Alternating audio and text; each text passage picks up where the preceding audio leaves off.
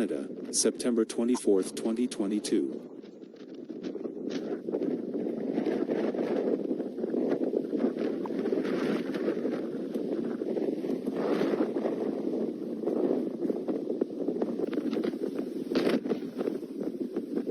Crashing on those lava rocks out there? My friends, this was 9 days ago. 0.5 magnitude earthquake has shaken Mexico's central Pacific coast, setting off an earthquake alarm in the capital. Breaking right now, a 7.5 magnitude earthquake has shaken Mexico's central Pacific coast, setting off an earthquake alarm in the capital.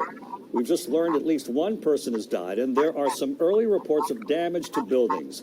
The quake hit around 1:05 this afternoon, their time, setting off a seismic alarm that rattled Mexico City. Now, those earthquake alarms came just hours after a ceremony took place in memory of other major quakes on this same day. A deadly 8.1 earthquake killing more than 10,000 people back in 1985.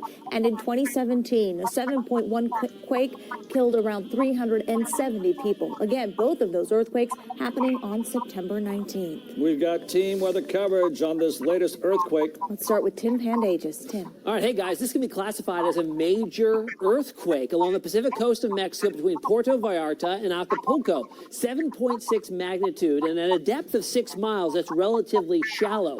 Now, with its proximity to the Pacific Ocean, that does lead to the possibility to instigate a tsunami. So that was possible. There hasn't been any evidence of a tsunami occurring, though, which is certainly good news. Officials in Puerto Rico are assessing the damage and working to get the lights back on after a major hit from Hurricane Fiona. Fox weather correspondent Will Nunley has more from Ponce, Puerto Rico. We're still in the middle of this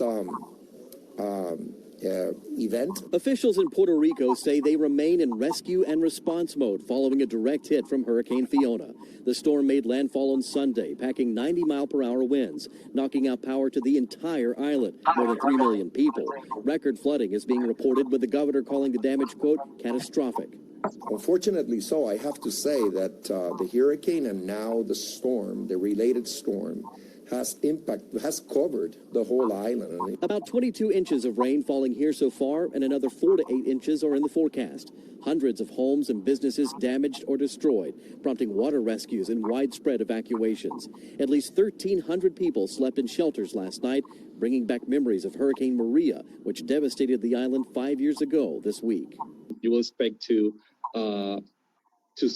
not see this again after what happened, but here we are again in the same situation with the same issues. A state of emergency has been declared, with the White House promising not to leave Puerto Rico in the dark. There are also at least a dozen states sending aid or personnel, hoping to shift the rescue effort into recovery mode. New York State will do everything in our power to help them. And we've always been there for each other. But now is when they need us the most. Fiona is now moving north. It could hit Bermuda as a major hurricane by the end of the week. In Ponce, Puerto Rico, Will Nunley, Fox Weather. Okay, folks, I hope you guys have enjoyed this presentation so far. And this is my last little clip that I'm going to share. And this here is the icing on the cake, as they say. It is the icing on the cake. I want you to pay close attention. The gentleman here that they are calling a she, he looks like a bulldog. It doesn't look like a she at all. But the media is in cahoots and is brainwashing people to call goats like this guy here a she. But this is very important because this is the agenda. And remember that I mentioned, just like in the days of Noah, it is happening now because Jesus said so. So there is indeed a doomsday, because when John the Baptist was saying, the kingdom of heaven is at hand, and he was baptizing people, they did not understand it. Jesus came, they still missed the mark, except for those who accepted him, except for those disciples. And even though Judas betrayed Jesus because he did not believe, He wanted things his own way. But this here, my friend, this here is actually for me, it is like trying to scratch on God's eyes because it is dealing with his children. It is dealing with the apple of his eyes. They're calling these old goats a she. Pay close attention to what is being said here. The video will be short. I'm going to cut it short for the sake that way we could have a little bit of time for conversation and comment. And I hope that everyone here participates tonight because this is very important and your opinion is also important. So without further delay, here we go. Pushing for woke get for schools. Meet New York State's Teacher of the Year, Billy Green, who some parents call a prime example of what they are concerned about, is right in America's largest city. He got the award despite records showing that his students' test scores fell far below the state average. In fact, according to the New York Post, there was one year when around 90% of his students failed. And that's not all. The teacher, Billy Green, claims that he mixes in social justice in his lesson plans rather than sticking to the curriculum. Let's bring in Brian Kilmeade, co-host of Fox and Friends and host of One Nation, which airs tomorrow night, 8 o'clock Eastern. So parents are complaining that he often prioritizes wokeness over coursework. What are you thinking about all this? Well, number one, he teaches chemistry, so I don't even know how you squeeze social justice into chemistry. It's tough enough to get those charts down, let alone to understand who's good and who's down and who's an oppressor, who's not. Her other backup plan is math. I don't know how you squeeze that in. She also is an advisor to LGBTQ youth, which is fine. Her grades in terms of overall performance, if you judge her on that, the last school she was at, the Frederick Douglass School, which I certainly can relate to, she was only 9% of her students passed the class. So in terms of performance, she goes, well, that's because I go to disadvantaged areas. Okay, if you're a talented teacher, you want to go to disadvantaged areas, I totally salute you. My feeling is this is exactly what Republicans are trying to say, and the Democrats go, this is exactly what we're trying to say. This is, no one's running from this story, John. It's the New York Post wrote it up.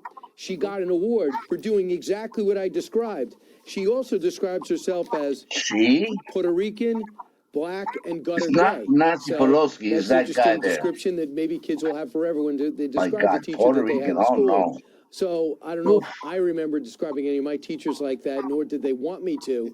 But this is it. And to your original point, education will be a big thing. And I almost felt that Glenn Youngkin won because of it, and Republicans forgot about it.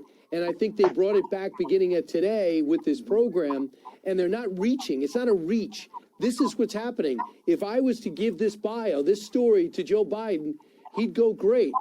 And then if I give it to Governor DeSantis, he said, this is the problem. Yeah. So we are going to decide what school system Americans want. And now, this is the problem. Yes, that is the problem.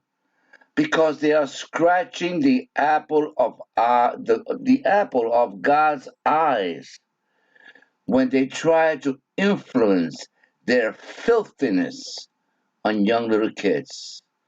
With that, I end tonight. God bless you all. And I hope that you guys participate because it is very, very important that you voice out your comments. Here's some interesting information that I want to share with you people. You know, because people are mocking, the media is mocking doomsday, as they call it. I found this particular clip kind of interesting because they're actually telling us, don't worry about it. Nothing is happening. Everybody's always predicting doomsday, you know. In other words, nothing is going to happen, but we are in the times of Noah. So I want you to pay attention close to what these folks in the media are shoveling out there to the minds of the people, making it look like, no, nothing's going to happen. You know, the people have always been predicting and this and that, but Now is the Some time. predictions. Tomorrow will be the end of the world. All right, this is a phenomenon we've heard about time and time again, and although it has not come true yet, it's something that never seems to go away. Sharon Crowley takes a closer look at why we are so obsessed with the idea of doomsday. I've also been told that the 24th of September 2022 will be the end times or the Great Awakening. If you haven't heard, check out social media. Conspiracies abound. The end of the world is coming sooner than you think. TikTokers predict September 24th is doomsday. It all stems from a German politician's post forecasting something is about to happen. If you haven't seen it on your socials already, you will do. A lot of you have been asking me about it, so I've done a bit of research and this is what I've come up with so far. According to the German opposition leader, the 24th of September will be a day in which we will all remember. Exactly what we will all remember? Well, theories range far and wide. One being a solar apocalypse. Another predicts Donald Trump will announce a run for president in 2024. I've been studying conspiracy theories for about 15 years. During that time, there have been many doomsday conspiracy theories going around. He says a quick look back in history shows how often conspiracies pop up. 4 companies of state militia are proceeding from Trenton to Grover's Mill. In 1938, some believed the hoax when headlines predicted aliens would invade New Jersey. Fast forward to 1999 and the anticipation of Y2K, when we all thought our computers would crash and banks would fail. At the millennium, people thought that the world was going to end at the year 2000. The world may not be ending, but predictions that it will are never ending. The doomsday clock, which is a metaphor for the likelihood of a man-made global catastrophe, gives us about 100 seconds left. Hollywood has taken notice, how we're drawn to fear and foreboding. Consider the hit films The Day After Tomorrow and Armageddon. So why do we gravitate toward the worst case scenario? It's almost like a roller coaster ride or going to a horror movie. Sometimes we like being scared. His advice? Use that extra energy to make the world a better place instead of thinking about how it's going to end. Sharon Crowley, Fox 5 News.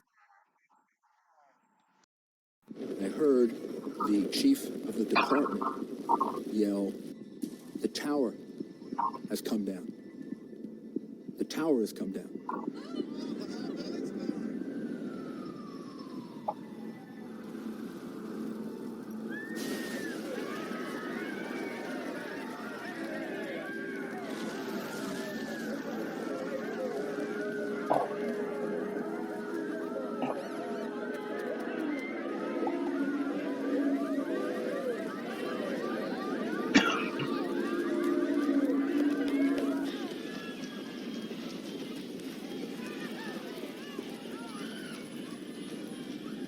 Looked like nuclear cloud.